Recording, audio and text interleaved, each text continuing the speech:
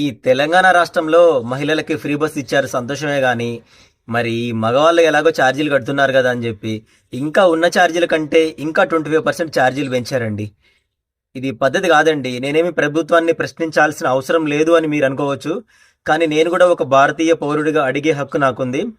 ఇలా ఆడవాళ్ళకి free bus ఇచ్చారు, ఇక మీ ఆర్టీసీ నష్టాల్లో ఉందని చెప్పి ఇలా అంతో ఇంతో బస్సులెక్కి మా మగాళ్ళ మీద 25% ఛార్జీలు పెంచి చాలా పెద్ద తప్పు చేశారండి.